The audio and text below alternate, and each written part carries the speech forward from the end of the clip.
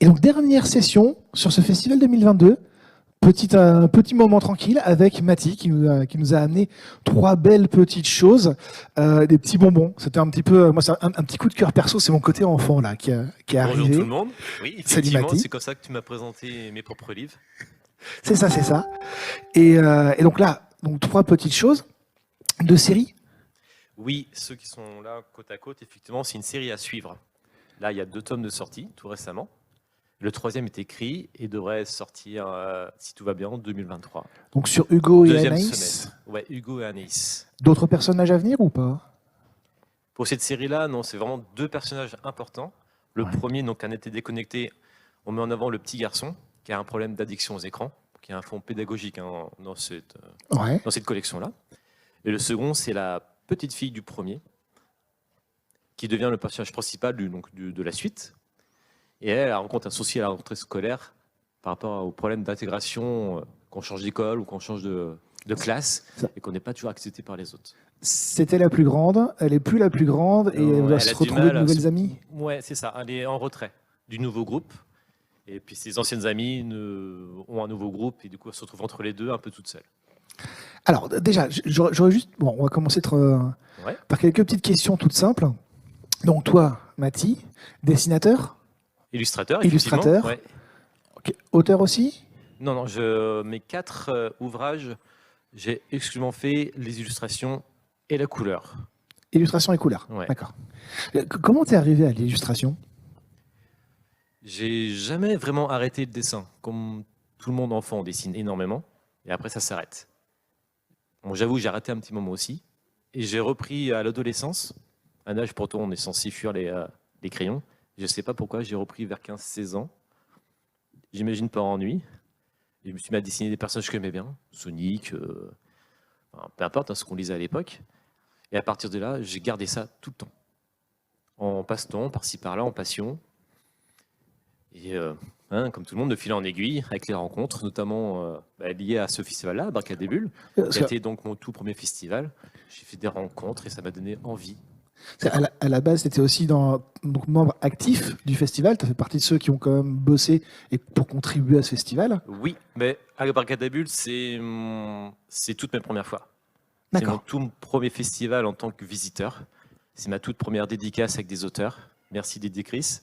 C'est mon tout premier concours de dessin, mon tout premier gain d'un concours de dessin. La première fois que je rentre dans une association. Et là, c'est pas ma première fois en dédicace, par contre. Mais en festival BD, oui.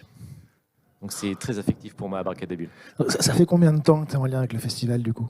Que je suis En lien avec le festival, c'est-à-dire que... Mais j'ai été là dès le début, donc ça fait quoi, 99, donc 20 ans, grosso modo. Ouais, c'est ça, un peu plus que... Le premier, je ne sais plus, dans ces eaux-là. C'est ça, Je les ai ouais. tous faits en tant que visiteur. Après, je les ai tous faits en tant que membre de l'association.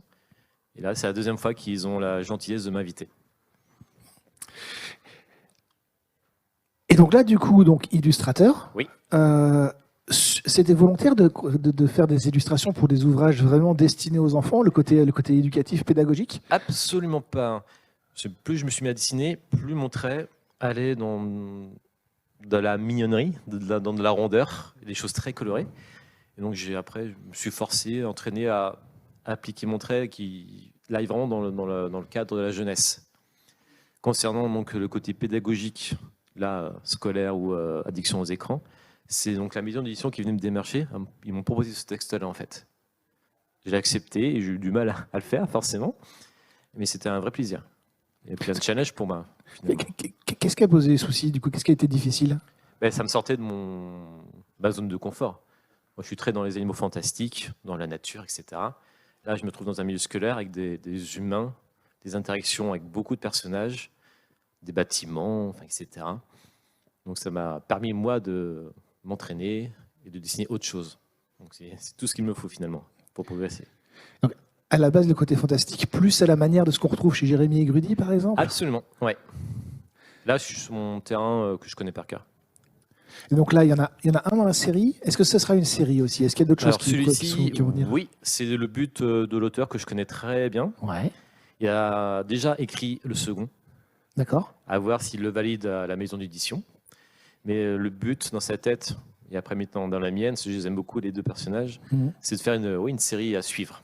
Donc, toujours les personnages, hein, Jérémy, Voilà. un peu roux, hein, Jérémy. Jérémy Pure coïncidence. est toujours au pays de. Donc là, c'est au pays des étoiles. Le second, je sais que c'est au pays des dinosaures. Et je sais qu'il est en tête au pays du Père Noël, par exemple. Ah ouais. Vous voyez.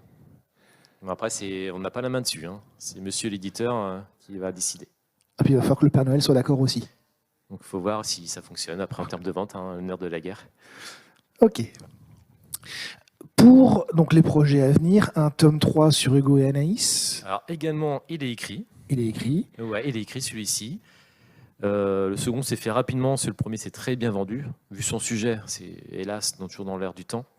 Il a très très bien fonctionné dans les écoles en intervention scolaire. Grâce aussi à mon autrice, hein, elle vient de Belgique.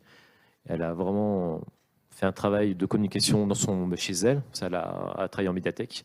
Donc il a très bien marché. Donc le deuxième s'est mis en route assez rapidement, naturellement. Il est sorti il y a peu de temps, hein, donc au printemps. Hein. Donc maintenant c'est trop jeune pour savoir. Mais en tout cas, le troisième est prêt. Et je ne sais pas de quoi ça parle. Du tout. Il y a forcément un sujet important. Et toi, du coup, dans ce que tu pourrais avoir en tête, est-ce qu'il y a des choses qui te trottent dans un coin de la tête? C'est ce que tu pourrais avoir envie de faire dans quelques années ou d'autres projets perso autour de l'illustration de la bande dessinée? Est-ce que tu as ça? Oui, là, je viens de signer un contrat avec une autre maison d'édition pour l'année 2023. Donc, à faire là maintenant à cet hiver, normalement, pour moi. Et en me projetant un peu plus loin, ça fait mes premiers dessins qu'on parlait tout à l'heure. J'ai l'équivalent de 3 tomes de BD qui traînent dans un placard depuis 20 ans. D'accord. Et ça me fait flipper, vraiment. Parce que je suis très attaché à ce personnage et j'arrive pas à le montrer aux autres, en fait.